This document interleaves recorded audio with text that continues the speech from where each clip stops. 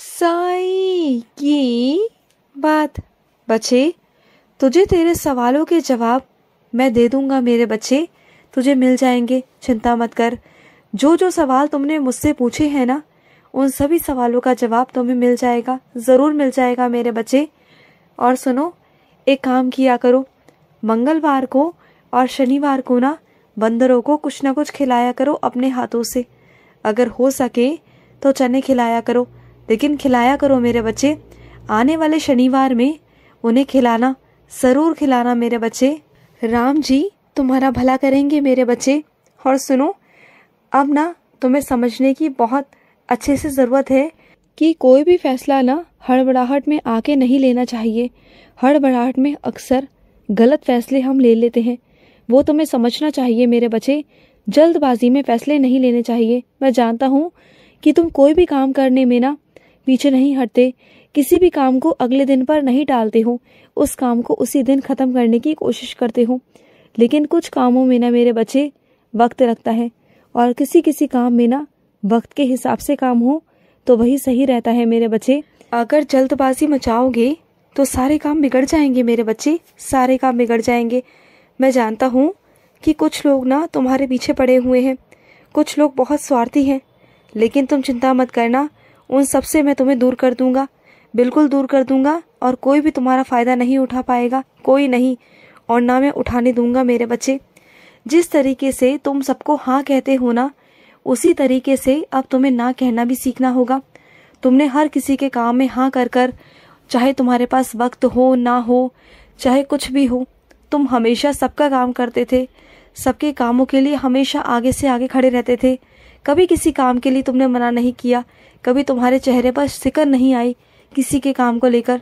लेकिन तुम्हारे साथ जो हुआ उससे तुम सबक लो ना मेरे बच्चे, ना कहना भी सीखो। हर बार अच्छा होना भी सही नहीं होता मेरे बच्चे, कभी नहीं होता। तुम ना बहुत प्यारे हो, तुम बहुत भोले हो, और तुम्हारा कई लोग फ़ायदा उठा लेते हैं, तो वो सब चीज़ें मत किया करो मेरे बच्चे। ना कहना भी सीख जाओ, नहीं तो मैं तुम्हें सिखाऊंगा। जिस इंसान ने तुम्हें धोखा दिया है ना, उस इंसान पर ना दोबारा से विश्वास बिल्कुल भी मत करना, बिल्कुल मत करना मेरे बच्चे, क्योंकि वो इंसान विश्वास के लायक था ही नहीं, और ना वो है मेरे बच्चे। वो दोबारा आएगा तुम्हारे पास, माफ़ी भी मांगेगा, उससे अपनी गलतियों का पछतावा होगा, लेकिन सिर्फ दिखाने के लिए, उसके अंदर नहीं होगा। क्योंकि वो जो करता है ना, वो हमेशा वही करता है जो उसका मन कहता है, जो उसको सही लगता है। वो कुछ दिन के लिए तुमसे अच्छा बनकर दिखाएगा, ये दिखाएगा कि उसे कितना पछतावा है तुम्हारे साथ गलत करने का। लेकिन सच बताऊं, आंतरिक तौर पे ना उसे कोई भी गलती महसूस नहीं हुई है, बिल्कुल नहीं हुई। बस वो दिखाने के लिए कर रहा है, तो उसकी बातों में बिल्कुल भी मत आना। मैं तुम्हें पहले से समझा दिया है, तुम्हें से पहले से बता रहा हूँ। अगर वो तुम्हारे पास आए तो उससे बात करने की कोई ज़रूरत नहीं। हाँ ठीक है, उसे माफ़ कर दो, लेकिन उसे कभी भी अपने ज़िंदगी में दखल अंदाजी मत करने देना, दोबारा से अपनी ज़िंदगी में मत आने देना। बहुत मुश्किलों से मैंने तुम्हारी ज़िंदगी से उसे दूर किया है, बहुत मुश्किलों से मेरे बच्चे। क्योंकि तुम्हें ना जिस चीज़ की आदत लग जाती है ना, फिर लग जाती है मेरे बच्चे। और तुम ना इतने प्यारे हो, इतने भोले हो कि हर किसी की बातों में आ जाते हो, और ना सबके लिए सब कुछ करने को तैयार रहते हो, हर पल हर वक्त।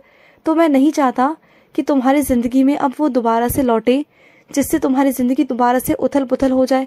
बहुत मुश्किलों से तुम्हारी ज़िंदगी को मैं एक सही रास्ते की तरफ, सही दिशा की तरफ लेकर आया हूँ, बहुत मुश्किल से। लेकिन इस बार मैं तुम्हें वो गलती नहीं करने दूंगा जो हर बार तुम करते आए थे। इस बार वो गलती नहीं होगी। और सुनो, जिस चीज़ को तुम्हें याद करने में दिक्कत होती है ना, या वो पढ़ाई हो या कोई वो सामान हो, तो उसे लिखा करो। लिखने से ना याददाश्त अच्छी रहती है मेरे बच्चे। अगर वो सामान है तो सामान तुम्हें याद रहेगा, लिखोगे तो तुम्हें याद रहेगा। और अगर वो पढ़ाई है तब भी तुम्हें इतनी अच्छे से याद होगी ना कि तुम चाहे भूल भी जाओ ना, तो लिखा हुआ कभी नहीं भूलते। हाँ, हो सकता है लिखने में तुम्हें वक्त लगे, लेकिन वो ऐसा लिखा हुआ होगा ना कि वो तुम्हारे दिमाग पर छप जाएगा। तुम्हें बार बार देखने करने की ज़रूरत नहीं पड़ेगी, तुम बहुत आराम से परीक्षा में लिख पाओगे मेरे बच्चे। तो लिख कर याद करो, लिखने से अच्छा रहता है दिमाग के लिए और बुद्धि के लिए मेरे बच्चे, याददाश्त के लिए। और सुनो, तुम बहुत परेशान हो जाते हो ना जब भी तुम घर में शांत माहौल में रहना चाहते हो, तुम्हारे घर में बहुत शोर शराबा होता है, इतनी आवाज़ें आती हैं, इतना परेशान होते हो, लेकिन किसी से कुछ कह नहीं पाते ना। तो एक काम किया करो, उस वक्त ना ऐसा कुछ करो कि वहाँ से तुम दूर हट जाओ, कुछ देर के लिए वहाँ से चले जाओ मेरे बच्चे, क्योंकि वो जानबूझकर तुम्हारे होने पर ये सब चीज़ें करते हैं। तुम अगर वहाँ पर नहीं रहोगे ना तो ऐसा नहीं करेंगे, या फिर उन्हें साफ साफ जाकर कह दो, क्योंकि जब तक उन्हें नहीं कहोगे ना वो सुधरेंगे नहीं।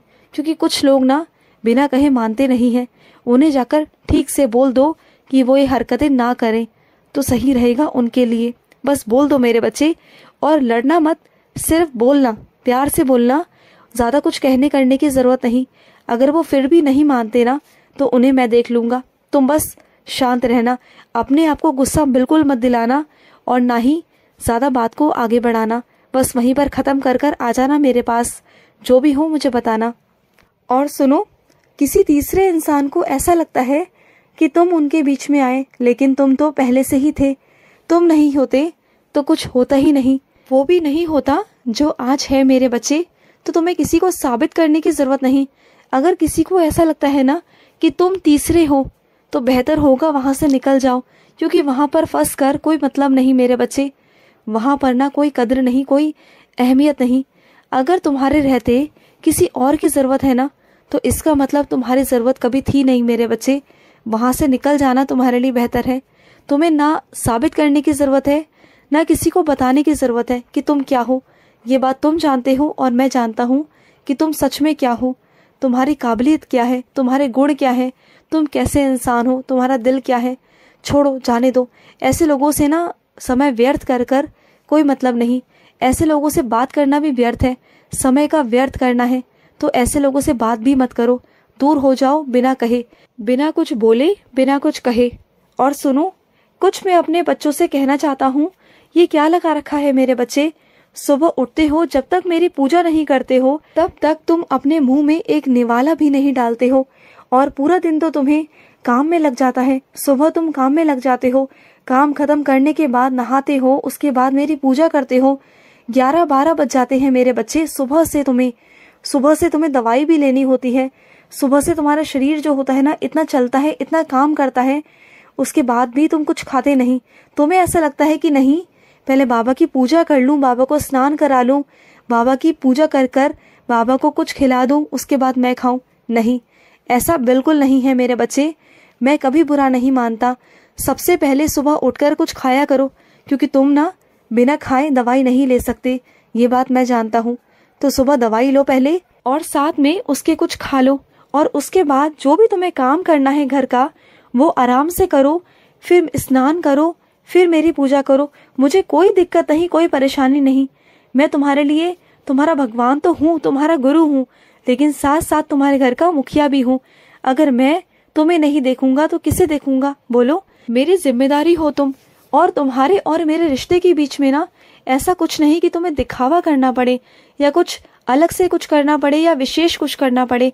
नहीं मेरे बच्चे, ऐसा कुछ भी मत करो, ऐसा कुछ भी करने की जरूरत नहीं। जैसे हो वैसे रहो, मेरे साथ कुछ भी करने की, विशेष कुछ करने की जरूरत नहीं। खुश रहो। आज का साई संदेश समाप्त हुआ।